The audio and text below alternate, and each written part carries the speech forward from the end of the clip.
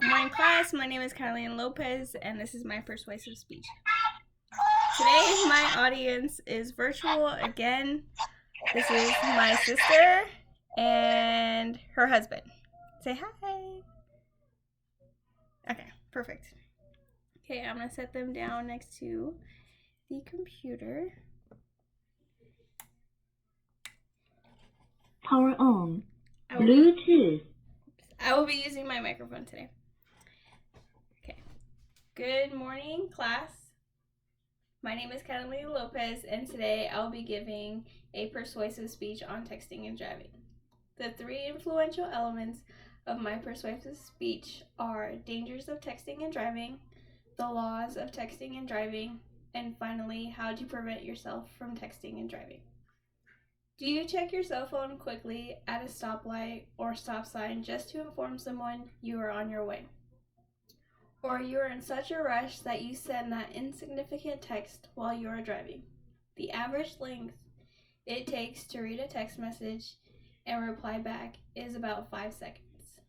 In those 5 seconds, if you were going about 55 miles per hour, the average length of travel would approximately be the length of a football field. Imagine how many people could be in that football field. Now, imagine your loved one was there, and you found yourself next to a hospital bed holding their hand and praying that they will recover from the accident. It's heartbreaking imagining yourself in that situation. It only takes seconds, but it can have a lifelong repercussion. Texting and driving may seem innocent enough, but every year, thousands of faultless drivers and passengers are killed due to negligence of other drivers. As a form of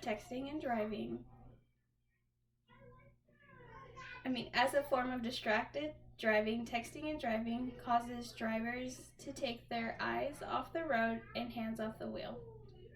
Texting while driving is 6 times more likely to cause an accident than drunk driving. Let's let that sink in for a second. So why do people still text and drive? Is it because people think they can multitask without losing efficiency? Or that they think they are better at it than everyone else? Studies have shown that these statements are not true. We are expected to be constantly connected with others through social media and texting back and forth. In today's culture, no one has time for someone not having time for them, and it can cause that pressure and temptation to text while driving. This is definitely not a reasonable explanation, but it could be a reason on why people still text and drive. Also, we are not that great at being with ourselves anymore. We are used to always being entertained and connected with friends and family in today's world. Psychologist Dr. Tina B. Tessina says that increasingly we're unwilling to just be with ourselves. People have become so used to being entertained and occupied all the time that just sitting quietly is a problem, and so is focusing on driving. The Nevada law 484B.165, it is illegal to text and drive while in Nevada or any kind of nonverbal communication. Basically, it is illegal to communicate in a way with a cell phone in Nevada while driving, as it is considered distracted driving. There are exemptions for emergencies and law enforcement personnel. However, in general, you cannot text and drive in Nevada because of the Nevada cell phone law of texting and driving. Texting and driving also comes with other consequences. A cell phone ticket in Nevada is $50 for a first offense. If you receive a second ticket in 7 years, the cell phone ticket in Nevada is now $100. For a third offense within 7 years, the cost of the ticket is now $250.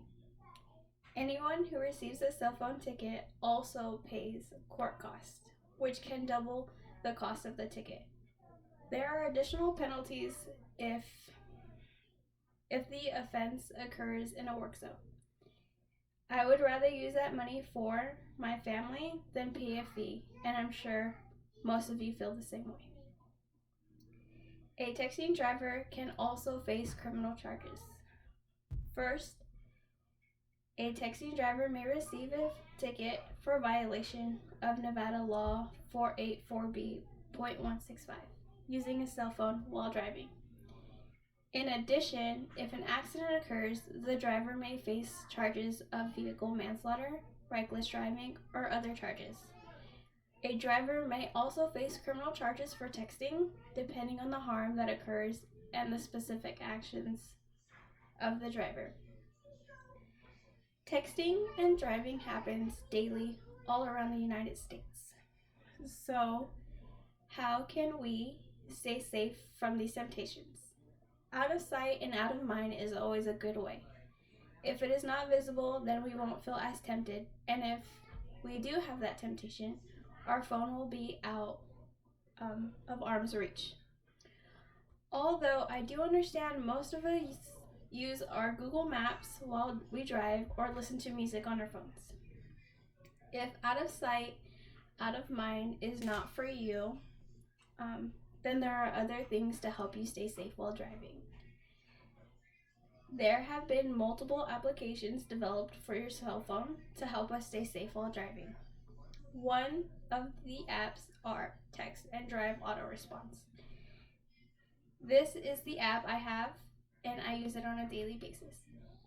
It will send a text to whoever is texting you saying that you are unable to respond at the moment because you are driving, and will respond when you can. Google Maps has also updated their app. They have added a driving mode. So if you are using Google Maps, it will not notify you if you have a text message, but it will still be there for when you are done. Before I conclude my speech, I would like to share something with you guys. Yes, I have been guilty of texting and driving. This is not something I am happy or proud to say. I have learned a lot about how texting and driving can impact other lives than just mine. My family and your family is not worth an insignificant text message that can wait. The important information to remember from my speech is to help you while you drive to help you while you drive. First are the dangers of texting and driving. Second, the laws of texting and driving. And finally, how to prevent yourself from texting and driving. I took the pledge to not text and drive on It Can Wait through AT&T.com. Now, will you take the pledge to not text and drive? Thank you for listening, and that concludes my speech. And here are my audience members. Say hi.